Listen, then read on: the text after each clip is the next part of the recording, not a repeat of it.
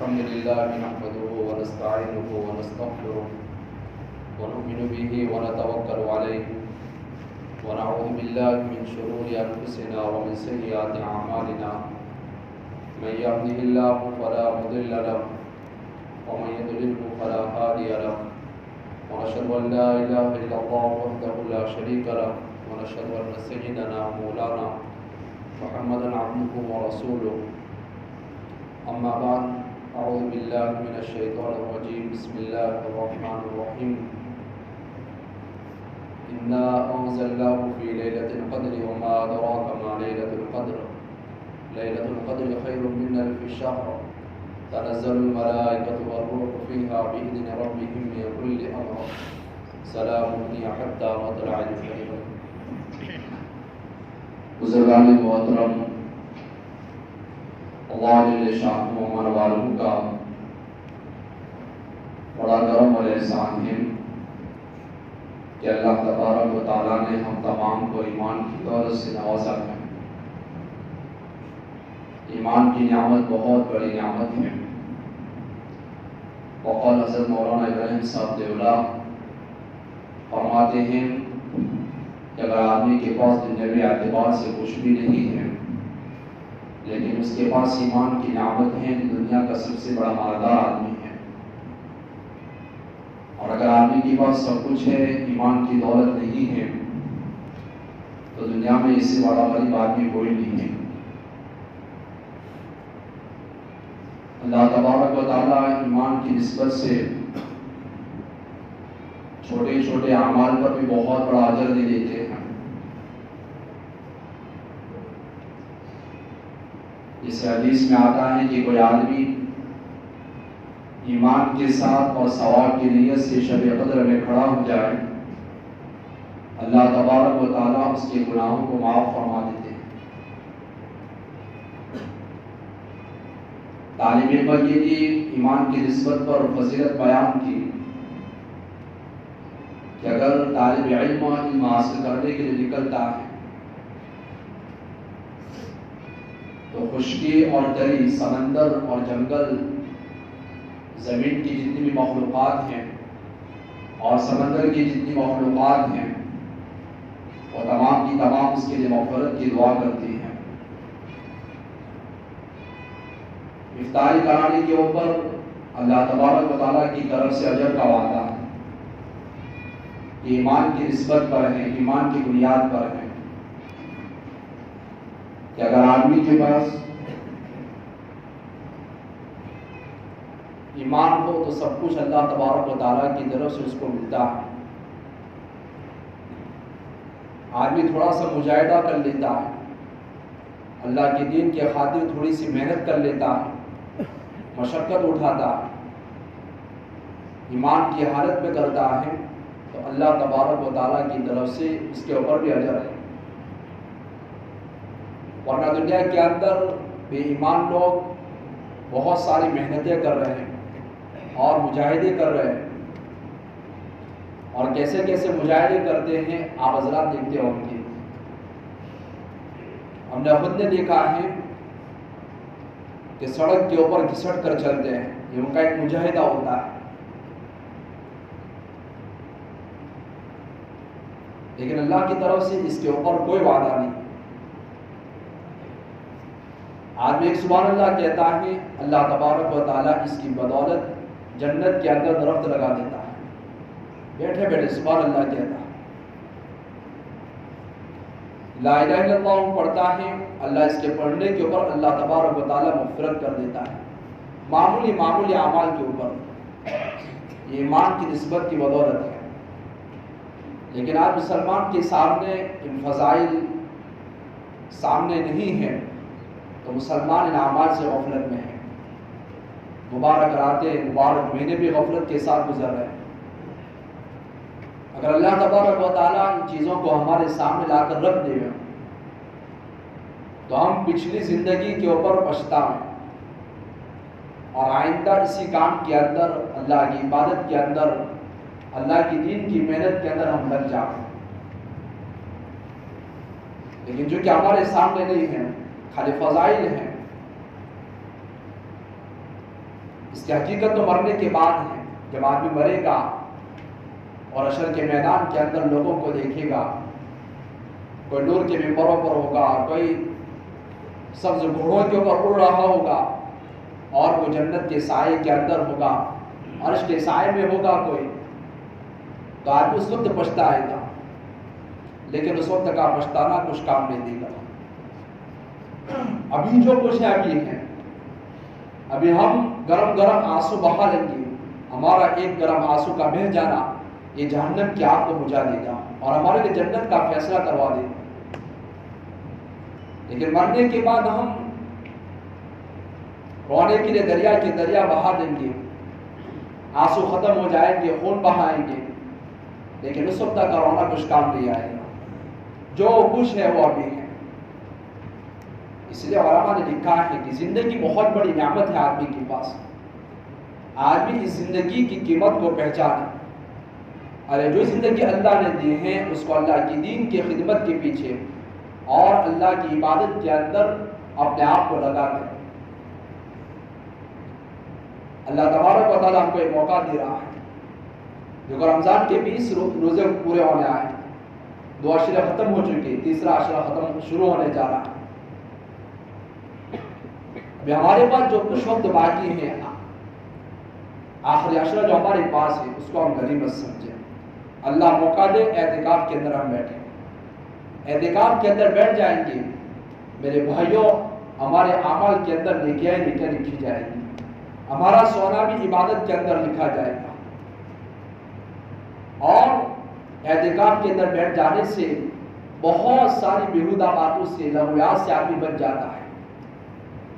جب آدمی مسجد کے اندر داخل ہو جاتا ہے، مسجد کے اندر آنے کے بعد اللہ تبارک و تعالیٰ اس کو ایران دوران کی باتوں سے محفوظ کر لیتا ہے. اور ہمارا وقت ویسے بھی گزر جاتا ہے. کیا اچھا ہو کہ ہم اعتکاف کے اندر بیٹھ جائیں. اور اعتکاف کے بڑے فضائل ہیں. سب سے بڑی فضیلت یہ ہے کہ اعتکاف کرنے والا اللہ کی چوکھٹ کے اوپر آ جاتا ہے. اور جو آدمی اللہ کی چوکھٹ پر آ جاتا ہے اس کی کوئی مراد واپس نہیں ہوتی. اللہ تبارک و تعالیٰ اس کی ہر دعا کو قبول کرتا ہے. اس کی مثال بیان کی ہے اعتکاف کرنے والے کی کہ اعتکاف کرنے والا تو ایسا ہے جیسا کہ بھکاری آدمی، محتاج آدمی کسی بڑے مالدار کے دروازے پر چلا جائے تو بڑا مالدار آدمی بھی اس کی ضرورت کو پورا کرتا ہے. ہم تو سب اللہ کے فقیر ہیں، ہم محتاج ہیں. اللہ خود قرآن کریم کے اندر اعلان کر چکا ہے کہ تم سب فقیر ہو، محتاج ہو اور میں مالدار ہوں. اللہ قرآن کریم کے اندر اعلان کر چکا ہے. اور اللہ کی طرف ہم محتاج ہیں. اور محتاجگی کو دور کرنے کے لیے اعتکاف اور عمل بہت اچھا عمل ہے. اور ایک دن کا اعتکاف، آدمی ایک دن کا اعتکاف کرتا ہے، اللہ تبارک و تعالیٰ 10 سال کے اعتکاف کے برابر اس کو اجر دیتا ہے. اللہ تبارک و تعالیٰ جہنم سے دوری کر دیتا ہے. 7 خندقوں کے برابر اللہ تبارک و تعالیٰ آدمی کو جہنم سے دور کر دیتا ہے. اور یہ خندق کتنی بڑی ہے کہ زمین اور آسمان کے درمیان جتنی خلا ہے، جتنی جگہ ہے، اتنی بڑی یہ خندق ہے. اب 10 دن کا اعتکاف کریں گے، نبی علیہ السلام کی سنت کو ادا کریں گے تو اللہ تبارک و تعالیٰ ہمیں جہنم سے کتنا دور کر دے گا. اور اعتکاف کے اندر ہم لگ جائیں گے تو سب سے بڑی فضیلت شب قدر کی ہمیں نصیب ہو جائے گی. شب قدر کی بھی فضیلت اللہ کے نبی علیہ السلام نے اللہ سے مانگا ہے، ہم تمام کے لیے، ہم تمام کے لیے اللہ نے مانگا. اللہ کے نبی علیہ السلام نے پچھلے قوموں کی زندگیوں کو دیکھا. جیسے مفتی صاحب نے کہا تھا ابھی 2-3 دن پہلے کہ کسی کی عمر 600 سال کی، کسی کی 1000 سال کی، کسی 800 سال کی. اور ہماری عمریں تو 50-60 سال کے اوپر ختم ہو جاتی ہے. اللہ کے نبی علیہ السلام غمزدہ ہوئے، غمگین ہوئے ہماری فکر کے اندر کہ میری امت تو کہاں ہے، ایک دن بھی ان کا مقابلہ نہیں کر سکتے.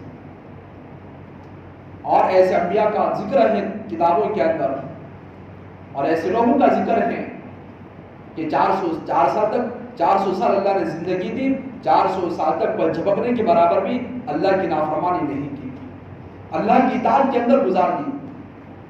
ایسی زندگیاں لوگوں کی ہیں۔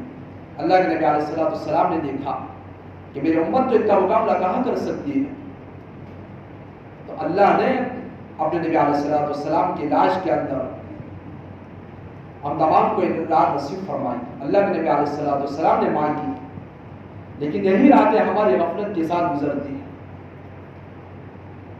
اور انہی راتوں کے اندر ہم کھانے پینے کا انتظام کر دیں، اور پوری رات کھانے پینے کے اندر، لغویات کے اندر، موبائل کے اندر، انٹرنیٹ کے اندر ہماری راتیں گزر جاتی ہیں۔ میرے بھائی حساب دینا ہے،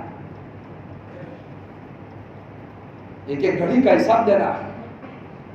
وقت کو ضائع و برباد نہ کرو، وقت کو ضائع کرنا، برباد کرنا، اور ہمارے کتابوں کے اندر لکھا ہے کہ خودکشی کے برابر ہے، معمولی چیز نہیں ہے۔ آدمی جنت میں جانے کے بعد بھی ان اوقات کے اوپر حسرت کرے گا، جنت میں جانے کے بعد بھی، کہ جو وقت اللہ کی عبادت کے بغیر گزرا ہوگا، آدمی قیامت کے دن جنت کے اندر جانے کے بعد بھی اس کے اوپر افسوس کرے گا، پچھتائے گا کہ کاش میں اور عبادت کرتا، اور اللہ کی اطاعت کرتا، اور میں وقت کی قدر کر لیتا، تو آج میں جس درجے کے اوپر پہنچا ہوا، اللہ تبارک و تعالیٰ مجھے اس سے کئی گنا درجہ آگے پہنچا دیتا۔ لیکن اب پچھتانے سے کیا فائدہ؟ اس لیے میرے بھائیوں، ان اوقات کی قدر کرو۔ حالات بہت بڑے سنگین ہیں، اسلام اور مسلمانوں پر حالات بہت سنگین ہیں۔ اللہ نے مبارک مہینہ دیا ہے، مبارک راتیں دی ہیں، مبارک وقت دیا ہے۔ ان اوقات کو غنیمت سمجھتے ہوئے عبادت کے اندر مشغول ہو، اور دعاؤں کے اندر ہم مشغول ہوں۔ ان دعاؤں کی قبولیت کے ایام چل رہے ہیں۔ اللہ تبارک و تعالیٰ افطاری کے وقت 10 لاکھ آدمیوں کو جہنم سے آزاد کرتا ہے، اور آخری دن کے اندر پہلے دن سے لے کر آخری دن تک جتنے لوگوں کو آزاد کیا ہے، اتنے لوگوں کے برابر آخری دن کے اندر آزاد کرتا ہے۔ اللہ تبارک و تعالیٰ کی طرف سے اعلانات ہیں ہمارے لیے، ہم متوجہ ہو جائیں، اللہ سے قبول کر لے لیں۔ اللہ کی رحمت ہماری طرف متوجہ ہے، اللہ کی رحمت کو ٹھکراویں نہیں، ورنہ اور پریشانی اور مصیبتوں کا سامنا کرنا پڑے گا۔ اس لیے اللہ نے جو زندگی دی ہے، اس زندگی کی غنیمت سمجھتے ہوئے اللہ ہمت دے، اعتکاف کریں۔ اعتکاف حالات کو دور کرنے کے لیے بڑا مؤثر عمل ہے۔ ہم بچپن کے اندر دیکھتے تھے کہ جب بھی مسلمانوں کے اوپر حالات آتے تھے تو ایک دو آدمی ہمیشہ مسجد کے اندر روزے کی حالت میں اعتکاف کرتا تھا، اور اللہ تبارک و تعالیٰ حالات کو دور کر دیتا۔ اعتکاف کی حالت کے اندر ہمیں قرآن کریم کی تلاوت نصیب ہو جائے، دعا مانگنے کی فرصت مل جائے، اس لیے ہم اللہ توفیق دے اعتکاف کے اندر ہم مشغول ہوں، اور اعتکاف کے اندر ہم نہیں بیٹھ سکتے تو آخری راتیں چل رہی ہیں، ان راتوں کی قدر کرتے ہوئے راتوں کے اندر عبادت کے اندر مشغول ہوں۔ اور خاص طور سے تراویح صرف اب شروع کے 5 دنوں کے لیے نہیں ہے، تراویح پورے سال کے پورے مہینے کے لیے ہے۔ پورے مہینے کے اندر ہم تراویح کو پڑھیں، ہم سنت مؤکدہ ہے۔ پہلے لوگ ان سے تہجد چھوٹ جاتی تھی، پورا دن غم کی حالت میں گزارتے تھے۔ ہم مبارک مہینے کے اندر بھی تراویح کو چھوڑ دیتے ہیں، ہمارے پر بل تک نہیں پڑتا، پورا دن غم کے اندر، ان کا افسوس کے اندر گزرتا تھا۔ روتے تھے اللہ کے سامنے، ندامت کرتے تھے کہ اللہ آج میری تہجد چلی گئی، فرض نماز نہیں، تہجد، اور وہ بھی زندگی میں کبھی ایک مرتبہ چھوٹ جاتی تھی، اس کے اوپر روتے تھے، اللہ کے سامنے گڑ گڑاتے تھے، اور ہم مبارک مہینے کے اندر فرائض کو چھوڑ دیتے ہیں۔ یہ اچھی چیز نہیں، مسلمان کا یہ طریقہ نہیں ہے۔ روزہ ہے، قرآن کریم کی تلاوت ہے، تراویح ہے، اذان ہے، یہ تو اسلام کی شعار ہے، مسلمانوں کی علامتیں ہیں۔ ہم ان علامتوں کو ضائع کر دیں گے، برباد کر دیں گے تو اوروں کو اور موقع مل جائے گا۔ اس لیے ہم ان مبارک ابھی ہمارا جو وقت غفلت کے ساتھ گزرا، آج سے توبہ کریں، نماز کے بعد توبہ کر کے جاؤ، اور آئندہ کی زندگی اور آئندہ جو دن باقی رہ گئے اس کے لیے اللہ تبارک و تعالیٰ سے ارادہ کریں، عزم مصمم کریں کہ ہمیں صحیح وقت گزارنا، اللہ کی عبادت کے اندر، اللہ کی اطاعت کے اندر ہمیں وقت گزارنا ہے۔ اللہ تبارک و تعالیٰ میں کئی سنی باتوں پر عمل کرنے کی توفیق عطا فرمائے۔